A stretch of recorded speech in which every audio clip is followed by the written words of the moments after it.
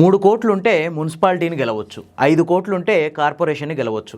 ఇప్పుడు ఇట్లనే ఉంది తెలంగాణలో మున్సిపల్ ఎలక్షన్ల పరిస్థితి. ఎలక్షన్లు ఎప్పుడు వచ్చినా ఓటర్లకు పండగే, ఎందుకంటే అన్ని పార్టీల అభ్యర్థులు కూడా పైసలు వంచుతారు. కానీ అభ్యర్థులకు మాత్రం దండగే, ఎందుకంటే గెలిచినోడు ఒక్కడే మురుస్తాడు, ఓడిపోయిన వాళ్ళందరూ ఏడుస్తారు కాబట్టి. ఇప్పుడు తెలంగాణలో జరిగే మున్సిపల్ ఎలక్షన్లలో కూడా మనీ ఈక్వేషన్స్ చాలా జోరు మీద ఉన్నాయి. ఆల్రెడీ నామినేషన్లు పూర్తయినాయి.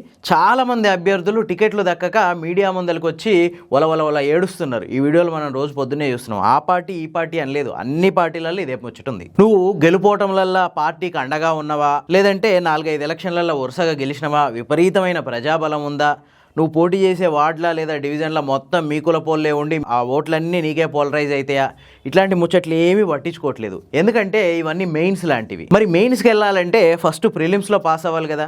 మరి ఆ ప్రిలిమ్స్ ఏందనుకుంటున్నారా, అదే మనీ. ఈ మనీలో పాస్ అయితే తర్వాత మిగతా మెయిన్స్ టెస్ట్, అంటే అక్కడ నీ ప్రజాబలం ఎంత, క్యాస్ట్ ఈక్వేషన్స్ ఎట్లున్నాయి, నువ్వు పార్టీ పట్ల ఎంత నిజాయితీగా ఉన్నావు, నిబద్ధతగా ఉన్నావు, నువ్వు పార్టీ గెలుపోవటంలో నువ్వు హెల్ప్ఫుల్గా ఉన్నావా లేదా, ఇవన్నీ మెయిన్స్. ప్రిలిమ్స్ ఏంటంటే మనీ. ఈ ప్రిలిమ్స్లో పాస్ అయితేనే ఈ మెయిన్స్ని కన్సిడర్ చేస్తారు. పొద్దున లేస్తే ఎమ్మెల్యేలు లేదంటే ఆ నియోజకవర్గ పార్టీ ఇన్ఛార్జీల వెంట నీడలా తిరిగి గెలుపోవటంలో వాళ్ళకి రక్షణగా ఉండి వాళ్ళ కోసం విపరీతంగా కష్టపడి జనంలో విపరీతంగా పట్టున్న వ్యక్తులు కూడా టికెట్ ఆశించాలంటే ముందు వాళ్ళ బ్యాంక్ బ్యాలెన్స్ చూసుకోవాల్సిన పరిస్థితి నెలకొంది.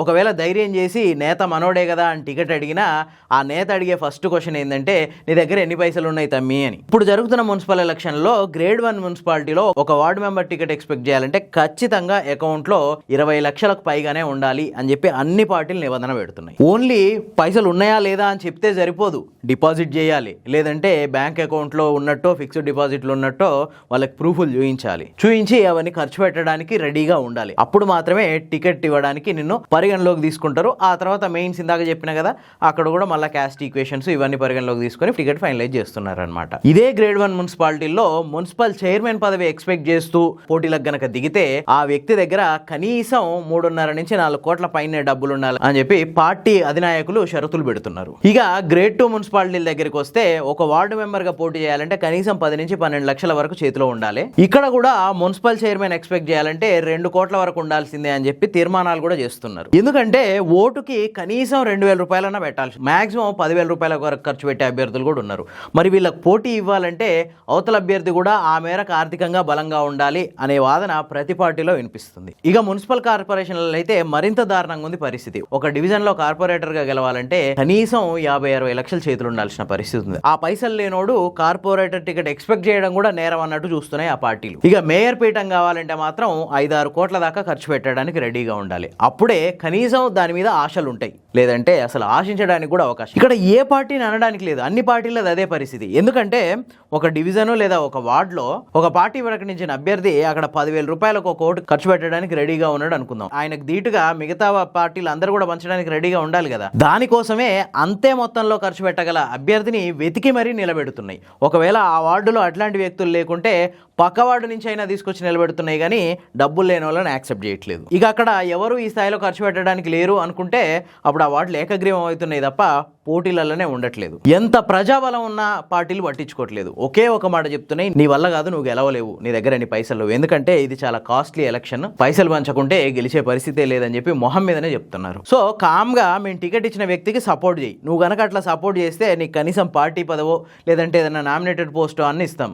అట్లా కాదు, నువ్వు ఖచ్చితంగా పోటీ చేస్తా అంటే మీకు మాకు ఏం సంబంధం లేదు, నీ దారి నీదే అని చెప్పి నిర్మోహమాటంగా చెప్తున్నారు. సరే, అట్లనే నా దగ్గర పైసలు ఉన్నాయని చెప్పి టికెట్ తెచ్చుకోవడానికి కూడా వీల్లేదు. ఎందుకంటే వాటన్నిటికీ ప్రూఫ్లు అడుగుతున్నారు. నీ అకౌంట్ బ్యాలెన్స్ ఏంది, నీ బ్యాలెన్స్ షీట్ ఏంది, నీ ఆదాయం ఎంత, నీ వ్యయం ఎంత, నీకు ఎక్కడి నుంచి వస్తున్నాయి. అంతేకాదు కొన్ని ఏరియాల్లోనైతే చెప్పిన పైసలు తీసుకొచ్చి వాళ్ళు సూచించిన అకౌంట్లో వేసి ఆ రిసిప్ట్లు తీసుకొచ్చి వాళ్ళకి ఇస్తేనే టికెట్లు ఖరారు చేసే పరిస్థితి ఉంది. నల్గొండ జిల్లాలో ఉన్న ఒక మున్సిపాలిటీలో ఓ పార్టీకి చెందిన ముఖ్య నేత రీసెంట్ గా ఒకటి ప్రకటించాడు. ఎవరి దగ్గర అయితే 4 కోట్ల రూపాయలు ఉంటాయో ఆ వ్యక్తే నా దగ్గర మున్సిపల్ చైర్మన్ కోసం రావాలి, లేకుంటే అసలు నన్ను గెలవద్దు, ఆ మున్సిపల్ చైర్మన్ పదవే ఎక్స్పెక్ట్ చేయొద్దు అని చెప్పిండు. దాంతో ఆ మున్సిపాలిటీలో ఉన్న దగ్గర 7-8 మంది ఆ 4 కోట్లు పట్టుకొని ఆయన దగ్గరికి పోయారు మున్సిపల్ చైర్మన్ పదవి కోసం. ఆయనకి ఏం చేయాలో అర్థం కాలేదు. నేను 4 కోట్లు అంటే 7-8 మంది వచ్చారు, మళ్ళీ వీళ్ళల్లో నేను ఎట్లా సెలెక్ట్ చేయాలి అని చెప్పి ఆ పదవికి వేలంపాట పెట్టిండట. అట్లా ఆ పదవి 5.5 కోట్ల దగ్గర ఆ వేలంపాట ఆగింది. 5.5 కోట్లు ఇవ్వడానికి రెడీగా ఉన్న వ్యక్తే మున్సిపల్ ఎలక్షన్ లో గెలిస్తే మున్సిపల్ చైర్మన్ అవుతాడు. ఈ విషయాన్ని ఆ పార్టీలో వాళ్ళే గుసగుసలాడుకుంటున్నారు. తెలంగాణలో మొన్నటి వరకు జరిగిన సర్పంచ్ ఎలక్షన్లు పార్ట్ 1 పార్ట్ 1 సినిమా చూపిస్తే ఇప్పుడు మున్సిపల్ ఎలక్షన్స్ ఈ డబ్బు విషయంలో పార్ట్ 2 సినిమా చూపిస్తున్నాయి. అయితే ఇన్ని పైసలు పెట్టి ఓడినా గెలిచినా ఇవేమన్నా రిటర్న్ వస్తాయా అంటే ఆ నమ్మకం లేవు. ఎందుకంటే హుండీలు వేసిన సొమ్ము స్వామివారికే సొంతం, వీళ్ళకి తిరిగి వచ్చే పరిస్థితి అయితే కనిపిస్తలేదు. ఇట్లాంటి పరిస్థితి ఉన్నా కూడా డబ్బున్న అభ్యర్థులు ఈ ఖర్చు పెట్టడానికి వెనకాడట్లేదు. డబ్బు లేని అభ్యర్థులు కామ్గా పోటీ నుంచి తప్పుకుంటున్నారు. మరి మున్సిపల్ ఎలక్షన్లో ఈ డబ్బు ప్రవాహం మీద మీ అభిప్రాయం ఏంది? కామెంట్స్లో చెప్పండి. ఈ వీడియో కనుక మీకు నచ్చితే లైక్ చేయండి, షేర్ చేయండి, సబ్స్క్రైబ్ చేసుకోవడం మర్చిపోవద్దు.